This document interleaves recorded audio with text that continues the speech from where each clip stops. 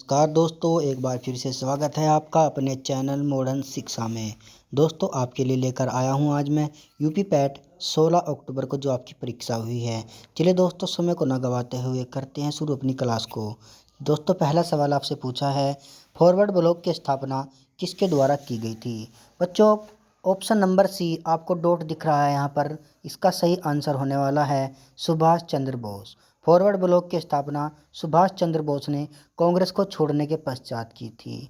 Next number, खिलाफत मुद्दे को उठाने के महात्मा गांधी के निर्णय के पीछे मुख्य कारण क्या था।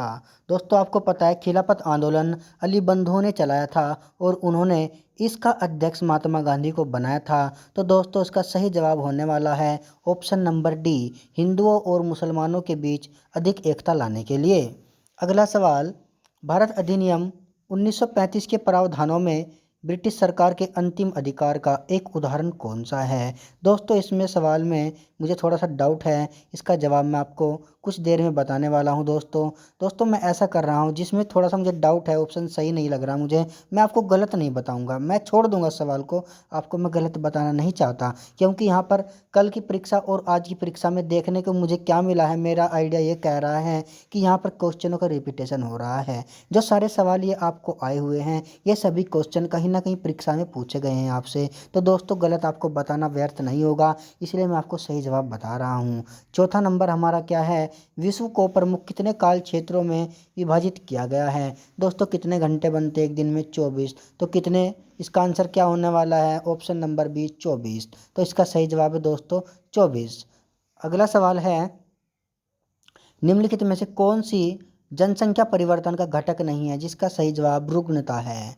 अगला सवाल, लक्षद्वीप की राजधानी निम्न में से कौन सी है। ऑप्शन नंबर 4 कवरत्ती, इसका आंसर दोस्तों कवारती। दोस्तों, कल की परीक्षा और आज की परीक्षा का एनालिसिस देखने के बाद आपको ये दिख रहा होगा कि हर एक परीक्षा में एक राजधानी कहीं ना कहीं से आपसे पूछ रहा है और भारत के पड़ोसी देशों के बारे में यहाँ पर क्वेश्चन पूछे जा रहे हैं। 7 नंबर, भारत में निम्नलिखित में से किस स्थान पर दिन और रात के तापमान में व्यापक अंतर पाया जाता है। दोस्तों, उसका सही जवाब है थार मरुस्थल। जो भी पहले से हमारी जो इक्वेटर लाइन है, जितना दूर होगा तो दोस्तों वहीं पर दिन और तापमान अंतर यहाँ पर पाया जाएगा। अगला सवाल देख लेते हैं दोस्तों, अगला सवाल क्या है। दोस्तों, यहाँ पर देखो, ये जिस लड़के ने अपना पेपर मुझे भेजा है, ये उसने कहीं पर कुछ लगा रखा है, कहीं पर कुछ लगा रखा है। दोस्तों, चलिए मैं सीक्वेंस में कर लेता हूँ। दोस्तों एक बात को ध्यान रखना है आपको, जो ग्राफ है, ग्राफ आप जो करके आए हैं, ये आपका पैसेज हिंदी का है दोस्तों। इसमें जो आप करके क्वेश्चन आओगे और आपको कोई उसका एनालिसिस बताएगा, उसमें कुछ नहीं पता जो बोर्ड है आपका किस सवाल को सही माने। तो ग्राफ तो दोस्तों आपको खुद से ही कर लेना है, क्या उसका आंसर है, क्या आपका सही रिलेशन है। क्योंकि अगर हम ग्राफ को पढ़ने जाएंगे और आपको सॉल्यूशन करवाएंगे तो वहाँ पर काफ़ी टाइम लगने वाला है। तो दोस्तों, मैं आपको पहले बता देता हूँ कि ग्राफ को हम सॉल्व नहीं कराएंगे, ग्राफ तो सभी कर लेते हैं और जैसा भी आपने किया सब कुछ ठीक ही किया है। कई बार परीक्षा में देखने को मिलता है, हमने ऑप्शन नंबर सी लगाया और बोर्ड ने उसको बी को सही माना है, जबकि सी ही सही होता है और बोर्ड जिसको मानता है दोस्तों वही मान्य होता है। क्वेश्चन नंबर 8, इसमें पूछा है, किसमें व्यक्तियों या व्यक्तियों के समूह में के स्वामित्व वाले व्यवसाय शामिल हैं। निजी क्षेत्र, इसका आंसर होने वाला है दोस्तों निजी क्षेत्र। अगला सवाल, उस जंगल का नाम बताइए जिसे पृथ्वी ग्रह के फेफड़े के रूप में जाना जाता है। इसका आंसर है अमेजन वर्षा का वन। अगला सवाल, स्थिरता के साथ विकास के उद्देश्य से निम्नलिखित में से कौन सी पंचवर्षीय योजना शुरू की गई थी। जिसका जवाब दोस्तों चौथी पंचवर्षीय योजना। अगला सवाल, 1991 के नई आर्थिक नीति के तहत उदारीकरण और निजीकरण के की पहल का प्राथमिक परिणाम कौन सा था। जिसका आंसर है वैश्वीकरण। अगला सवाल, किसे भारत में हरित क्रांति के जनक कहा जाता है। दोस्तों, उसका सही जवाब है MS स्वामीनाथन। और विश्व में किसे कहा जाता है, डॉक्टर वर्गीज कुरियन को, जो यहाँ पर एग्रीकल्चर फील्ड में है। अगर भारत की बात करेगा तो आंसर होने वाला है स्वामीनाथन, अगर वर्ल्ड की बात करें दोस्तों आंसर होने वाला है वर्गीज कुरियन। चलो दोस्तों, उम्मीद है आप समझ गए होंगे। अगला सवाल, बैंकों के राष्ट्रीयकरण के लिए शर्तें निर्धारित की थी। इसका ऑप्शन नंबर डी आंसर है बैंकिंग कंपनियों अधिनियम 1970। अगला सवाल देख लेते हैं दोस्तों क्या है। चलिए यहाँ से अगला सवाल, भारतीय संविधान के अनुच्छेद 19 में से कौन सा अधिकार शामिल है? दोस्तों आपको पता है अनुच्छेद 19 5 रीट जारी करता है, जो 5 की 5 क्या है, स्वतंत्रता के लिए है। ऑप्शन नंबर सी, वाकु और अभिव्यक्ति स्वतंत्रता का अधिकार। अभिव्यक्ति मतलब दोस्तों बोलना चालना, बोलने की स्वतंत्रता। तो दोस्तों यहाँ पर ऑप्शन नंबर 14 का सी जवाब सही होने वाला है। दोस्तों जैसे कि आपको पता है धर्म की स्वतंत्रता का अधिकार और शोषण के विरुद्ध अधिकार, ये तो 19 से आगे के आपके क्या हैं, ये अनुच्छेद हैं। संवैधानिक उपचारों का अधिकार बहुत इंपॉर्टेंट है दोस्तों। यहाँ पर डॉक्टर BR अम्बेडकर ने इसे संविधान की आत्मा कहा है। अगला सवाल आपका, संसदीय प्रणाली में कार्यपालिका किसके प्रति उत्तरदायी होती है? जिसका सही जवाब है विधानमंडल या विधायिका। Option number D. अगला सवाल, कौन भारतीय संविधान की मुख्य विशेषता नहीं है? द्वि सरकार, द्विस्तरीय सरकार दोस्तों इसका सही जवाब है। अगला सवाल, भारतीय संविधान के DPSP मतलब राज्य के नीति निर्देशक तत्व कहाँ से लिए गए हैं? दोस्तों इसका सही जवाब है आयरलैंड से लिए गए हैं। 18 नंबर, कौन सी एक रासायनिक अभिक्रिया नहीं है? तो इसका सही जवाब रहने वाला है पानी का भाप में रूपांतरण। दोस्तों रासायनिक प्रक्रिया और भौतिक परिवर्तन और रासायनिक परिवर्तन दोस्तों क्या होते हैं, आपको थोड़ा सा बता देता हूँ। दोस्तों भौतिक परिवर्तन में क्या होता है, जो चीज़ किसी में परिवर्तन आया तो दोस्तों कुछ समय के बाद वह चीज़ वैसी हो जाती है, और रासायनिक क्रिया के बाद वह चीज़ जैसी है ऐसी नहीं रहती, दूसरा पदार्थ उसमें बन जाता है। इसलिए दोस्तों रासायनिक अभिक्रिया नहीं है पानी का वाष्प में बदल जाना। जैसे कि आपने देखा, आप कोई चीज़ पानी को गर्म कर रहे हैं तो आपकी जो वहाँ पर कोई प्लेट रखी उसके ऊपर बूंदें पड़ जाती है और वाष्प बनकर उड़ जाती हैं। अगर वो उड़ गई थोड़ी देर में फिर कहाँ आ जाती हैं, फिर पानी बन जाएगी, क्योंकि कहीं पर अगर भाप है और वो ठंडे टेम्परेचर से गुजरे तो दोस्तों वो फिर पानी बन जाती है। जैसे कि ये वर्षा का उदाहरण है, जब कहीं से ठंडे तापमान से गर्म तापमान का मिलन हो जाता है और वहाँ पर भाप रहती है तो दोस्तों ठंडे तापमान से वह क्या बारिश बन जाती है। आप समझ गए होंगे दोस्तों। अगला सवाल है, पायरिया किसका उदाहरण है? किसका रोग दोस्तों आपको पता है मसूड़ों में लगता है? ठीक है, ये तो बहुत इंपॉर्टेंट है, बहुत आसान है। फ्लोएम एक ऊतक है, फ्लोएम आपको पता है दोस्तों, और जाइलम भी आपको पता है। तो दोस्तों जाइलम क्या करता है? जाइलम जल को पेड़ की मतलब जो जड़ें हैं पूरे शरीर में फैला देता है, पेड़ के जो शाखाएं होती हैं। और दोस्तों ये फ्लोएम होता है, ये खाद्य पदार्थ होते हैं इसके। तो दोस्तों ये प्रक्रिया किस में होती है? ऑप्शन नंबर 4 पौधों में ये प्रक्रिया होती है। चलिए अगला सवाल, भारत की पंचायती राज व्यवस्था में कितने स्तर हैं? 3 स्तर हैं दोस्तों। अगला सवाल, एक हॉर्स पावर 740 के बराबर होता है। ठीक है, अगला सवाल कर लेते हैं। चलिए अगला सवाल दोस्तों, यहाँ पर घड़ी का सवाल दिया गया है दोस्तों, जिसका सही आंसर है 125 डिग्री का कोण बनेगा। अगला सवाल, यहाँ पर रीजनिंग बहुत आसान दी गई है। यदि देखो क्या है, यदि ए को 26 कोड किया जाता है और बी को 25, दोस्तों यहाँ पर क्या है, इनके कोड क्या है उल्टे लिख दिए गए हैं। ए को 26 नहीं तो ए का क्या है 1 है, और सबसे लास्ट क्या है जेड का 26, तो दोस्तों उल्टे क्रम में इसको लिख दिया गया है। अभी क्या है, जेड को 1 के रूप में लिखा जाता है। तो दोस्तों आपको देखना है, जैसे कि ई का लास्ट में है 5 है, तो दोस्तों इसका उल्टा देख लेना है, उल्टा जहाँ पर पड़ेगा वह इसका सही जवाब हो जाएगा। चलिए दोस्तों अगला सवाल, द अनामलाई, अनामलाई से दोस्तों आपको याद रखना है अनामलाई की पहाड़ियाँ, अनामलाई का जो भी कुछ वहाँ पर आ जाए दोस्तों किस राज्य में है? केरल में है। Answer number 4 Kerala. चलिए अगला सवाल, गोपी ने विवेक से कहा वह व्यक्ति मेरी माँ के इकलौते भाई का पिता है, गोपी उन्हें क्या कहेंगे? दोस्तों कैसे करना है आपको ये सवाल, देखिए दोस्तों मैं थोड़ा सा आपको बता देता हूँ। क्या है सवाल, गोपी ने विवेक से कहा, ये गोपी है, ये दोस्तों गोपी है और ये विवेक है। विवेक से गोपी कह रहा है वह व्यक्ति मेरी माँ, ये गोपी है तो इसकी माँ यहाँ पर रहेगी दोस्तों। माँ के लिए माइनस कर देता हूँ, जो माँ मतलब महिला होती है। अब क्या है, मेरी माँ के इकलौते भाई, और ये इसका भाई प्लस कर दिया दोस्तों, इसका भाई इसके साथ में आ गया, इकलौते भाई का पिता और इसका पिता यहाँ पर मतलब इसकी माँ का पिता। ठीक है दोस्तों, तो यहाँ पर आपने देखा अब क्या पूछा है, गोपी उन्हें क्या कहेंगे, गोपी यहाँ पर है और इसके माँ के पिता क्या लगेंगे दोस्तों, इसकी माँ के पिता इसके लगेंगे नाना। क्या लगेंगे दोस्तों? नाना। दोस्तों मुझे उम्मीद है आप समझ गए होंगे। चलिए अगला सवाल कर लेते हैं दोस्तों। अगला सवाल, विषम को चुनिए, इनमें से विषम चुनना है दोस्तों। आप जब इस सीरीज को देख रहे हैं आप सब नंबर क्या देख रहे हैं, सभी की सभी संख्याएं अभाज्य हैं दोस्तों। और यहाँ पर क्या देखा आपने, ऑप्शन नंबर 1 इसका सही जवाब रहने वाला है, क्योंकि ये तो आपको 33 दिख रहा है दोस्तों, ये 3 से भी कट जाता है और 11 से भी कट जाता है। अभाज्य संख्याएं क्या होती हैं? अभाज्य संख्याएं वे संख्याएं जो किसी एक अपने आप को छोड़कर एक से और अपने आप से कट जाएं उसे क्या कहते हैं? अभाज्य संख्या है। लेकिन 33 तो यहाँ पर कई नंबर से कट रहा है, इसलिए 44 का option number 1 is right answer. 33 इसका सही जवाब है। ऑप्शन नंबर मतलब दोस्तों 45 नंबर देख लेते हैं। जागृति किस क्षेत्र से संबंधित है? उपभोक्ता जागरूकता से संबंधित है। औरंगाबाद का नया नाम क्या है? संभाजी नगर। बहुत आसान सवाल पूछे हैं आपसे शिफ्ट में। भारतीय पारंपरिक विज्ञान पर किस देश के सर्वदलीय संसदीय समूह को आयुर्वेद रत्न से सम्मानित किया गया है? आयुर्वेद रत्न से सम्मानित किसे कहा गया है दोस्तों?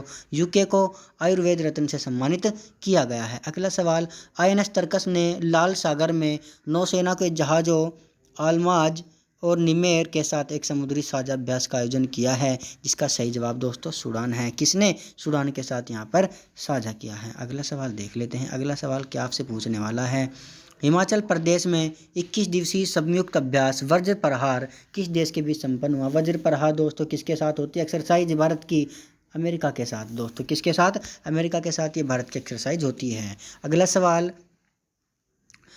किस कंपनी ने जुलाई 2022 में भारतीय खिलाड़ियों के प्रदर्शन को बढ़ाने के लिए भारतीय ओलंपिक संघ के साथ एक साझेदारी की घोषणा की है? दोस्तों जिसका सही जवाब है हमारी रिलायंस इंडस्ट्रीज।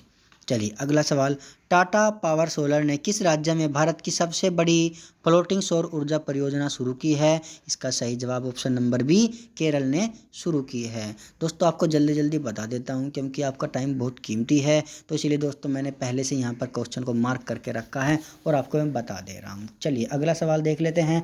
निम्न में से कौन सा देश भारत के साथ सबसे लंबी अंतर्राष्ट्रीय सीमा साझा करता है? दोस्तों इसका सही जवाब है, इसका सही जवाब दोस्तों बांग्लादेश है, ऑप्शन नंबर 4। और सबसे कम कौन सा देश करता है? सबसे कम दोस्तों अफगानिस्तान करता है। ठीक है, अगर आपसे सबसे ज़्यादा पूछा तो दोस्तों कभी सबसे कम भी पूछ सकता है। अफगानिस्तान कितनी करता है? 106 किलोमीटर के लगभग भारत के साथ सीमा साझा करता है। चलिए दोस्तों अगला सवाल, इजराइल की राजधानी जेरूसलम है। ये अगला सवाल है, डाक कर्मयोगी पोर्टल का उद्देश्य है? ऑप्शन नंबर सी, लगभग 4 लाख ग्रामीण डाक सेवकों की क्षमताओं में वृद्धि। अगला सवाल, जुलाई 2022 में कॉफ़ी बोर्ड ने कॉफ़ी फसलों की जलवायु प्रतिरोधी किस्मों को विकसित करने के लिए किसके साथ एक समझौते पर हस्ताक्षर किए हैं? किसके साथ दोस्तों कॉफ़ी की फसलों पर हस्ताक्षर किए हैं? इसरो के साथ हस्ताक्षर किए हैं। अगला सवाल, कौन सा विकल्प निवेश का उदाहरण है? सोने के गहने खरीदना, ये आपका निवेश का उदाहरण है। दोस्तों ये देखो DI आ गई आपकी, जो आपका ग्राफ है दोस्तों उसमें काफ़ी टाइम लगने वाला है क्योंकि ये तो आप खुद से भी सोल्व कर सकते हैं। देखो मैंने इसका कुछ सोल्व किए हैं दोस्तों सवाल, इसके जो इस शिफ्ट के क्वेश्चन पेपर देकर आए गए दोस्तों, अपना मिलान कर लेना आंसर से, क्योंकि अगर मैं आपको समझाने जाऊँगा तो दोस्तों ये वीडियो बहुत लंबी बनने वाली है। तो दोस्तों अगर आपको कुछ भी डाउट रहता है तो आप कमेंट कर सकते हैं, हम DI की वीडियो दोबारा से आपको प्रोवाइड करा देंगे। दोस्तों मैथ में काफ़ी टाइम लगने वाला है, इसलिए 1-2 घंटा तो दोस्तों मैथ में लग जाएगा। तो इसलिए दोस्तों मैंने देखो आप देख सकते हैं ऑप्शन यहाँ पर सेलेक्ट कर लिए हैं जो इनके सही आंसर है निकाल करके। तो दोस्तों अगला सवाल देख लेते हैं। अगला सवाल क्या है, देखो दोस्तों आपको कैसे करना है DI को। आप ये कह दो कि सर करवा नहीं रहे। 79 नंबर आपने देखा, आसान DI है। देखो 2003 से 2004 तक मोबाइल के उत्पादन में लगभग कितने प्रतिशत की गिरावट आई है? आपको देखा यहाँ पर 2003 से 2004, 2003 ये 2004 ये रहा दोस्तों, आपको दिख रहा है। तो 2003 का ये जो आपकी बिल्डिंग है बड़ी है, 2004 की छोटी है। ये पहले से आपको पूछा है कि इसमें गिरावट कितनी हुई, क्योंकि क्या है पहले 65 है फिर क्या हो गया 50 हो गया। दोस्तों कैसे सोल्व करना मैं आपको बता देता हूँ। आपको मैं बता देता हूँ कि अगर प्रतिशत वृद्धि हो, क्या हो, प्रतिशत वृद्धि हो, तो आपको कैसे करना है दोस्तों, आपको यहाँ पर डिफरेंस लिख लेना है।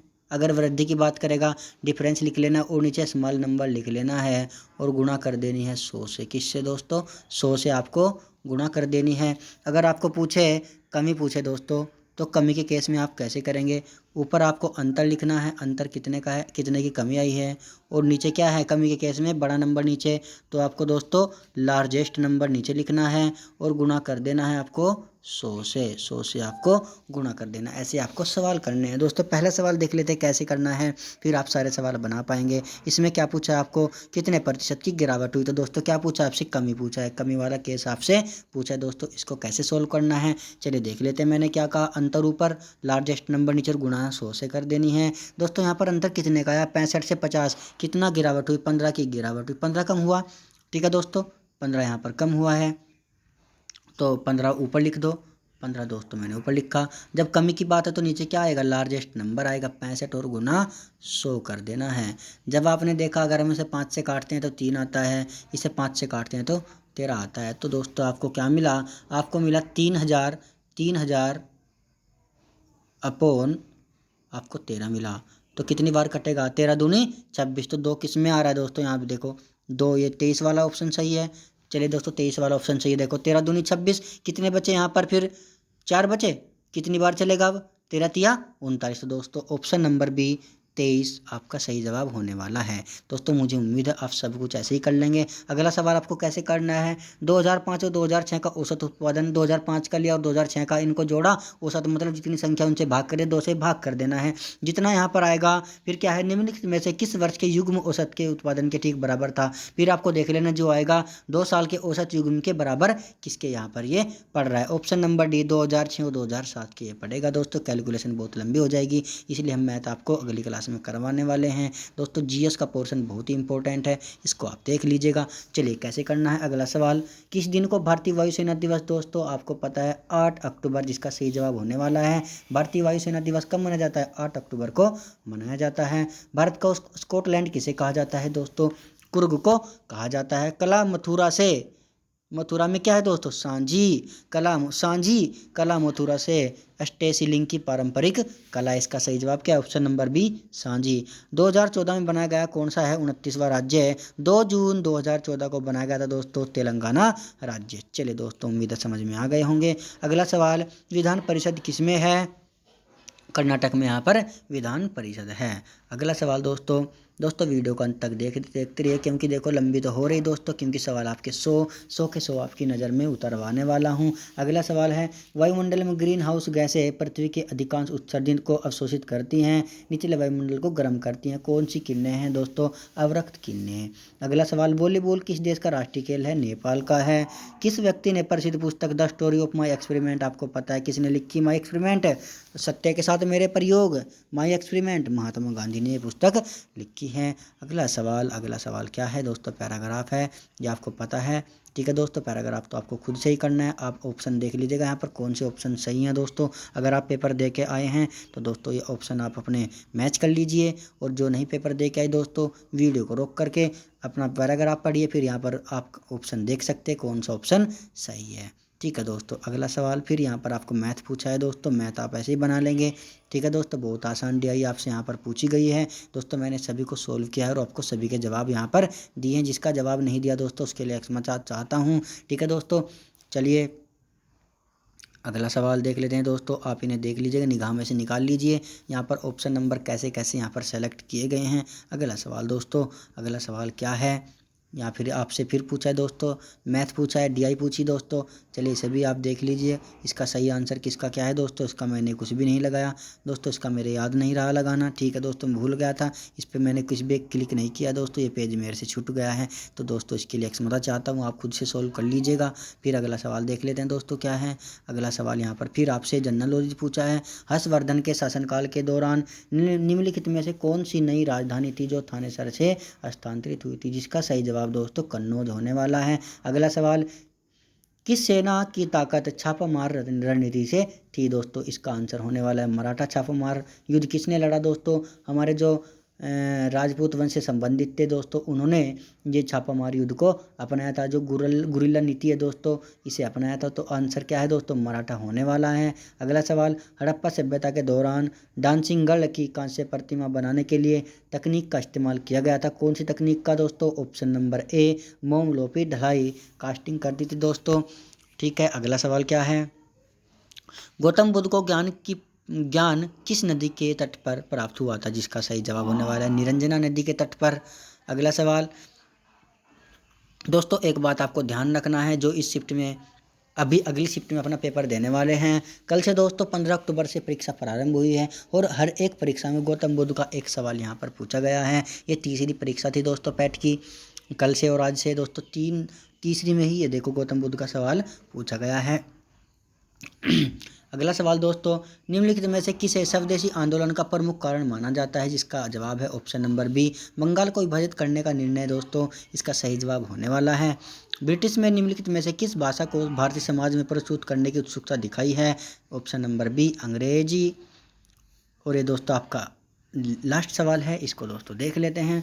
पूर्ण स्वराज की मांग करने वाले प्रथम कार्यकर्ता का नाम लिखिए। इसका दोस्तों सही जवाब ऑप्शन नंबर ए, हसरत मोहरानी। हसरत दोस्तों मोहानी। दोस्तों मुझे उम्मीद है ये वीडियो आपको पसंद आई होगी और आपने जो अगर पेपर दे के आए हैं आपने यही सही जवाब लगाए होंगे। दोस्तों मैं उम्मीद करता हूँ कि दोस्तों आपका परीक्षा जो आपने पेपर दिया है अच्छा हुआ होगा। तो दोस्तों हमारी वीडियो को देखने के लिए आपका बहुत बहुत धन्यवाद। दोस्तों अगर वीडियो अच्छी लगी है तो इसे लाइक कर दीजिएगा, शेयर कर दीजिएगा और दोस्तों हमारे चैनल को सब्सक्राइब कर दीजिएगा। तो दोस्तों मिलते हैं अगली क्लास में, जिसके लिए मैं आपका बहुत बहुत शुक्रगुजार हूं। दोस्तों आपने अपना कीमती समय निकाल कर इस वीडियो को देखा है। तो चलिए दोस्तों मिलते हैं अगली क्लास में।